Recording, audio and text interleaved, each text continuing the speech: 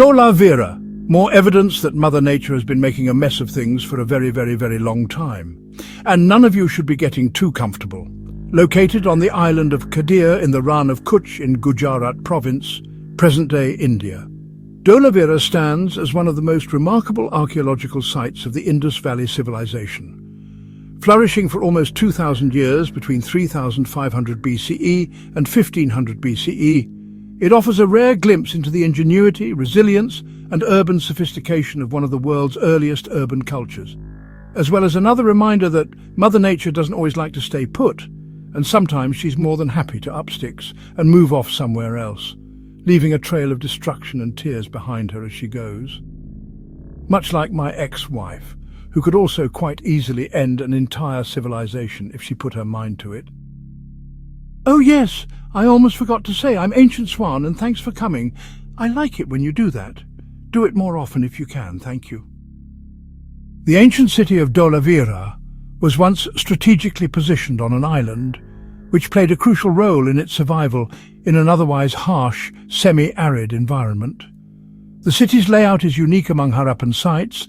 The city was laid out in 3 zones: the citadel, the middle town, and the lower town, or as I like to call them, the bit where the hoity-toity like to live, the middle-class suburb, and the good luck with that district. It was urban planning with caste, class, and cleverness carved right into the stone bricks. One of Dholavira's most extraordinary features is its water management system.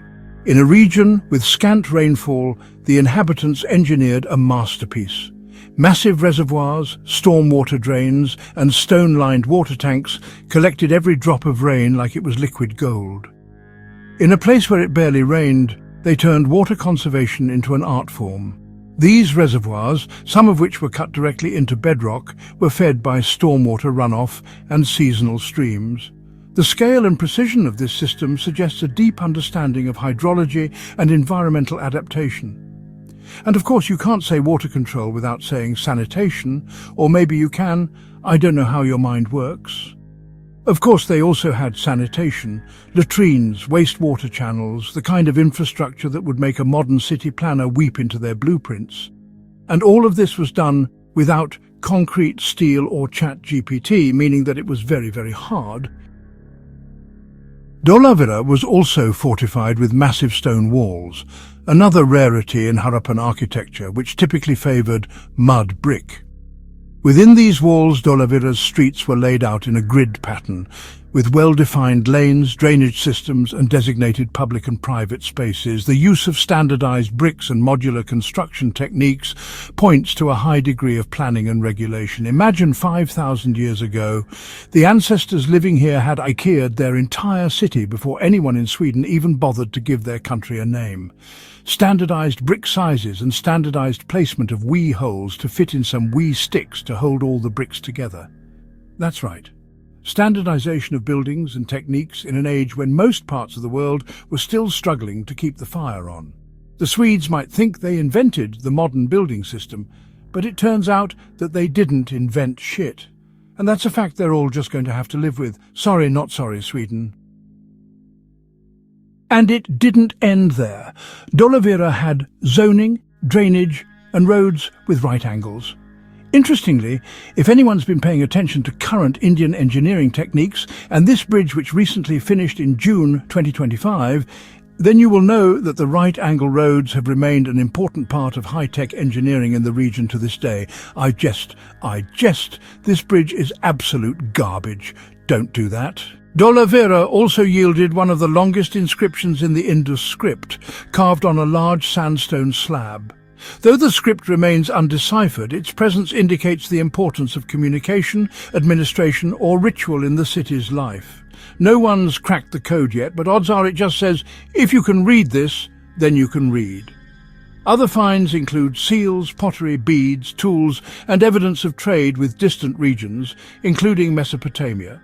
The decline of Dholavira around 1500 BCE is believed to be linked to environmental changes, including the drying up of water sources and shifting river patterns.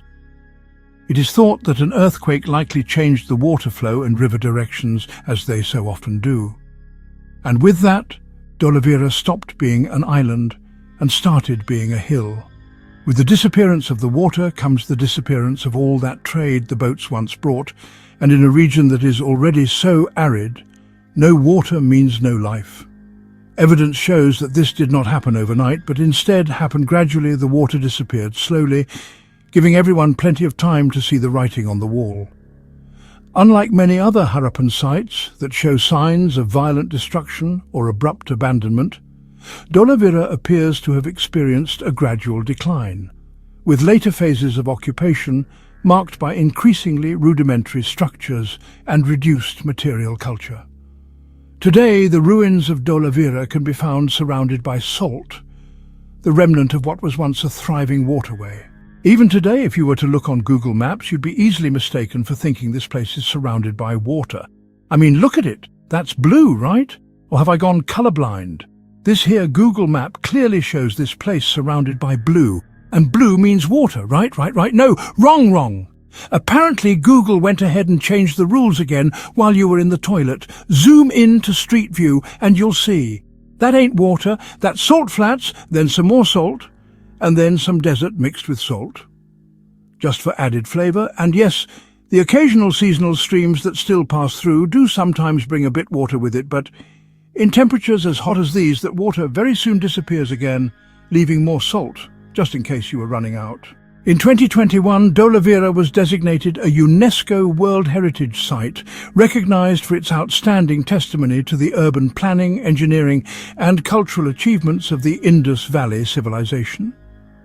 Tourists wander through the ruins, marvelling at the stone reservoirs and wondering how a 4,000-year-old civilization had better infrastructure than their apartment today. Today, Dholavira remains a powerful symbol of ancient innovation and resilience, showing us human beings just how fragile the earth has always been.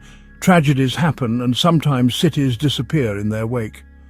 Dholavira shows us how early societies adapted to and thrived in challenging environments, and reminds us not to take life for granted. Mother Nature hasn't finished moving yet, and the city you live in today may not be here tomorrow. Such is life. Now, very quickly, let me quickly remind you that if you've liked, or at the very least not entirely hated anything you've seen today, then please do me a favour and like the video, and subscribe if you're not subscribed too. I've been told it helps the channel. Though I've seen fuck all evidence of that, you might as well, just for the crack, you know. Thank you so much. So, what have we learned today, ladies and gentlemen? Well, we've learned that some of our ancestors were better city planners than their descendants 5,000 years later. I mean, seriously, India, what the actual bloody flipping hell do you call this? Do you think your Harappan ancestors would be impressed? I think not. We've also learned that our ancestors were probably better at sanitation than some of their descendants. They had latrines and effective wastewater systems at a time when bronze was high-tech. Meanwhile, in the modern age, we have this, and again one feels that some step backwards may have been made. The inhabitants lived in a desert and still had more water than me. The people living here at Dholavira harvested rainwater with such precision that they could survive in a salt desert. Meanwhile, my apartment loses water pressure if someone flushes their toilet upstairs. The Dholavirans also made what is possibly the world's oldest unreadable billboard. It might say, "Welcome to Dholavira," or it might say, "Don't pee in the reservoir." We'll never know. But it's probably sarcastic. Finally, I've learned that modern-day Sweden has a lot of catching up to do, because these ancient ancestors to what we now call India was making standardization into a thing very long ago. Now, as per literally never, ever, not once. Much of the footage you've been watching in this video was from my own map that I went ahead and made for the game Cities Skylines 2. I have a habit of recreating worlds that no longer exist, such as what you see here. The ruins of Dholavira now sit on a hill overlooking one of the world's largest salt seas, known as the Great Rann of Kutch. But it wasn't too long ago that this salt sea was once a great inlet filled to the brim with water. But then this changed after devastating earthquakes razed the land and cut it off from the Arabian Sea. This map represents the land when it was still more water than salt.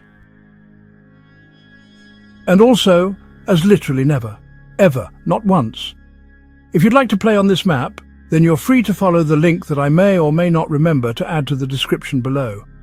And if you'd like to know its information before you do, then keep your eyes peeled, 'cause here it comes. Climate: 11 to 27 degrees Celsius, or centigrade, or whatever they're calling it these days. Buildable area 31%.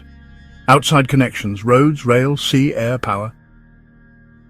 Natural resources: fertile land, 123 square kilometers. Forest, 55 kilotons.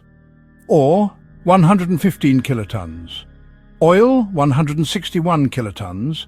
Fishes, 418 kilotons. Terrain: not so flat. This island has a slight natural gradual slope from south to north. And that's it, folks. That's it for Dholavira. And that's it for me.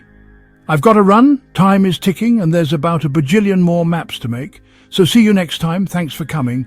And quick shout out to the planet Earth's greatest Patreons, who I would be lost without, so thank you to DD, Anthony T, George H, Stephen, and Malichi I.